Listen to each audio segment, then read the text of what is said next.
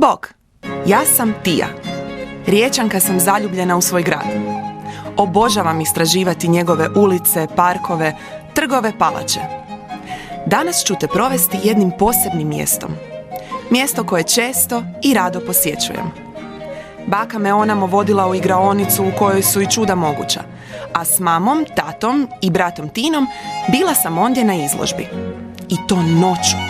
Kakav je to bio doživljaj. Mislim da u tako velikoj palači do tad još nisam bila. Riječ je dakako o guvernerovoj palači. Palača se vidi s korza i doima se kao da s visoka motri na grad. Kao da prati sve gradske mijene i o njima njemo svjedoči već više od 120 godina. Toliko joj je godina, a i dalje je takva ljepotica. Kako je to moguće, pitaš se? I taj ćemo odgovor naći u palači. Pođimo zato odmah, jer palača je velika, pitanja je puno, a vremena malo. Širom otvorena vrata kao da pozivaju na ulazak u prostor udaljen od gradske vreve. A opet tako blizu glavne gradske šetnice. Krenimo i mi prema glavnom ulazu kroz koji se ulazi u vestibul. Evo još jedne riječi koje nisam znala značenje, ali ovaj put je u pomoć umjesto mame uskočio moj stariji brat Tin, koji u gimnaziji uči latinski. Kad bismo tu latinsku riječ, kaže važno Tin, zamijenili hrvatskom, rekli bismo da smo ušli u raskošno predvorje.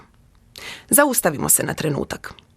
Pogledaj dvije brončane figure u podnožju mramornog stubišta, koje se razdvaja u dva kraka i vodi na prvi kat. Oblikovane su kao žene. Opažaš li? U rukama podignutim iznad glave drže svjetiljku i osvjetljavaju put prema velebnom atriju. Opet latinska riječ. Tin kaže da je atrij središnji dio palače. A kakav je tek to prostor, taj atrij?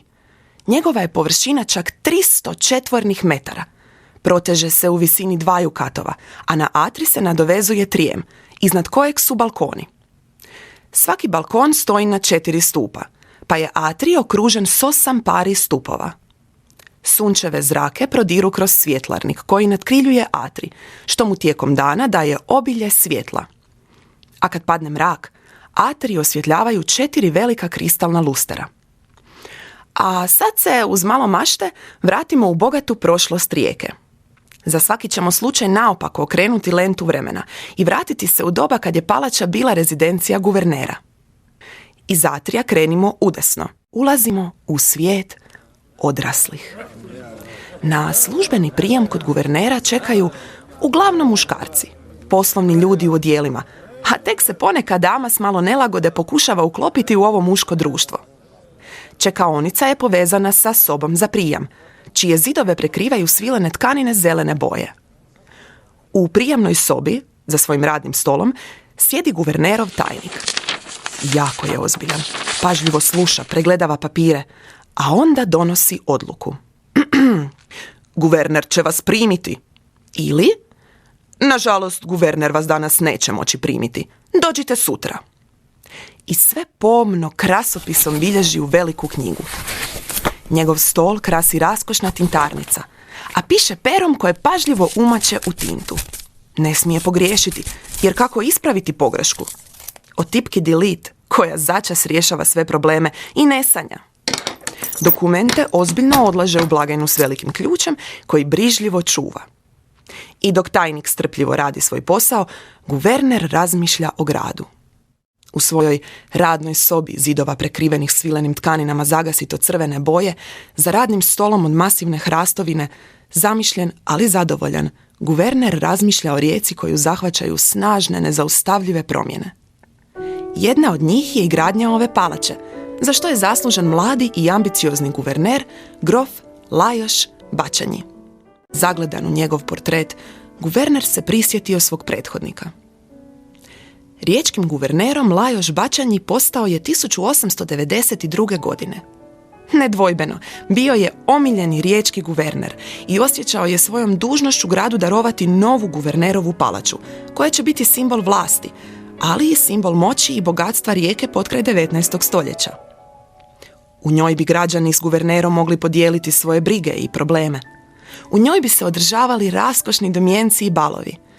Ona bi mogla postati središte političkog, kulturnog i društvenog života Rijeke. Nakon pomnog razmišljanja, pala mu je na pamet sjajna ideja. Pozvaće u grad uglednog arhitekta. On će mu sigurno pomoći. Odmah je dozvao onog svog uvijek ozbiljnog tajnika, u dahu mu izdiktirao pismo, zatvorio ga voštanim pečatom i poslao. Kome ga je poslao? Ime je neobično. Mislim da ga nikad prije nisam čula. Bio je to Alajos Hausman. Mađarskom arhitektu godilo je povjerenje riječkoga guvernera i nije trebalo puno vremena da spremi svoju tubu za nacrte i pođe na put. Već u prvoj šetnji užurbanim primorskim gradom, Hausman je zapazio imanje na povišenom, rijetko naseljenom položaju s kojeg se otvarao pogled prema prekrasnom gradu i luci. Na tom je mjestu zamislio palaču koja će privlačiti poglede. Guverner Bačanji, tadašnji gradonačelnik Giovanni Čota i arhitekt Hausman brzo su se dogovorili. I tako je, nakon opsežnih priprema i građevinskih radova, grad dobio novu guvernerovu palaču. Možda najblistaviji arhitektonski dragulj, iz čije se raskoši iščitava bogatstvo i snaga rijeke na prijelazu iz 19. u 20. stoljeće. Pa, sudeći po palači, rekla bih da je rijeka bila uistinu velika i moćna, a istovremeno prekrasna, baš kao i sama palača. Nastavimo dalje. Najprije do male knjižnice, smještene tik do guvernerove radne sobe, iz koje se ulazi u bijeli salon, odnosno prijamnu dvoranu u središtu prvoga kata. Kakva je to raskoš! Namještaj je sav izrezbaren, obojen u bijelo, s puno pozlate i presvučen svijetlom svilom. I ovdje su zidovi presvučeni svilenim tkaninama koje su u Rijeku stigle iz Budimpešte, a strop je bogato ukrašen štukaturama. Salon ukrašava i kamin od bijelog mramora, iznad kojeg je zrcalo, a na kaminu je raskošan kaminski sat, djelo poznatog riječkog urara Ferdinanda Busettija. Ipak, guvernerovim gostima pozornost najviše privlači veliki kristalni luster. Izrađen je u nadaleko poznatim staklarskim radionicama na malom otoku Murano pokraj Venecije. Sve odiše bogatstvom i raskoši. A kako i ne bi? U ovom prostoru guverner i njegova supruga primaju ugledne goste.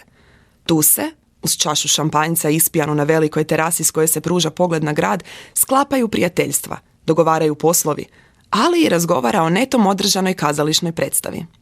Uz bijeli salon nalazi se grofičin budoar.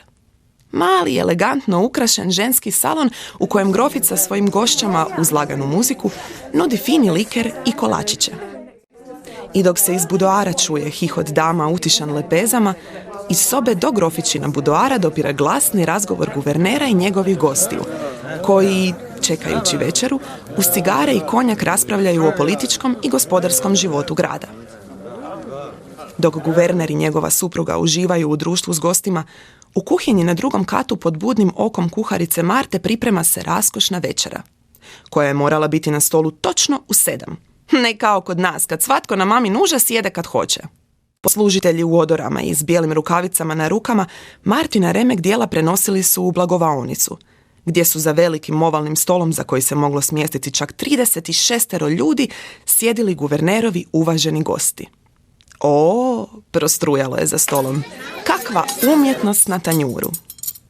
Slijed za slijedom izmjenjivala su se jela posluživana u srebrnom posuđu i na elegantnim tanjurima od najfinijeg porculana, a vino se točilo u kristalne čaše.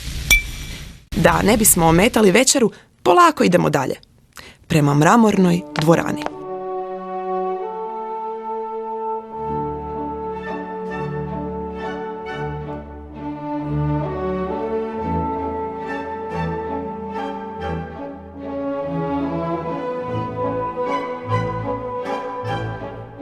Dok ovako šećem kroz vrijeme i kroz prekrasnu guvernerovu palaču, mogu se zamisliti kako plešem valcer u mramornoj dvorani, dok iz lože dopire glazba koja kao da se razljeva tim raskošnim prostorom.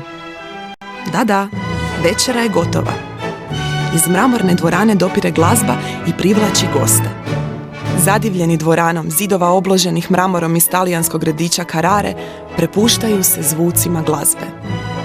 2 velika lustera i zidne svjetiljke bogato osvjetljuju dvoranu visine 2 katova, a na rasplesano i dobro raspoloženo društvo s visoka motre guverneri, čiji su portreti krasili zidove iznad mramornih oplata. na mjestima na kojima su danas zrcala. Grof zamišlja kako će i njegov portret, kad napusti dužnost riječkog guvernera, biti izložen u ovoj raskošnoj dvorani. I tamo misao izmami osmijeh.